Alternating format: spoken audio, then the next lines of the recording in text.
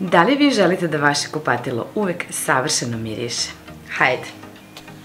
Prva i osnovna stvar jeste da očistite WC šolju. Najbolje bi bilo čistiti je barem jednom nedeljno detaljno. Da uvek imate osveživač. Redovno praznite kantu za đubre, posebno ukoliko bacate pelene kao i ja.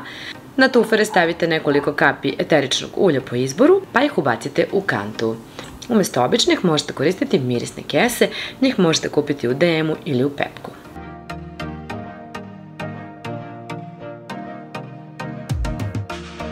Eterično ulje je moj najbolji prijatelj, pa ukoliko imate neko ukrasno cveće, možete dodati nekoliko kapi i staviti ga u sredinu WC papira. Na taj način će jako lepo mirisati. Eterično ulje možete dodati i na zid vodokotlića.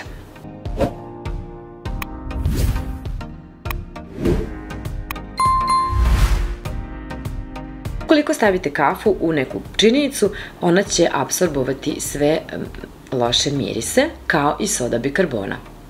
A u sodu možete dodati i nekoliko kapi eteričnog ulja. Obavezno redovno menjajte peškire, pošto oni mogu poprilično da se osjećaju. Takođe, bitno je da vetrite redovno kupatilo.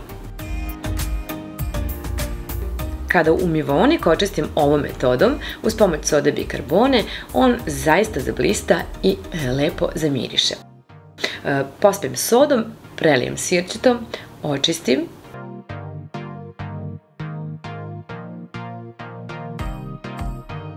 Slavina i keramika lepo zablistaju, isperem sve, a zatim na suvu krpu dodam nekoliko kapi eteričnog ulja, pa sve to obrišem. Na taj način divno miriše i eto, sve blista.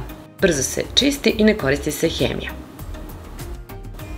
Još jedan način jeste da, recimo, upotrebite higijenski uložak, tako što ćete nakapkati nekoliko kapi eteričnog ulja, pa ga negde zalepiti u ormarić ili negde, recimo, ovako ispod, kako bi divno mirisalo sa svih strana. Sapunčiće za ruke možete da stavljate u ormarić, recimo, gde držite peškire, na taj način će i peškiri divno mirisati. Ako vam se dopada ovaj video, ostavite like, zapratite i podelite.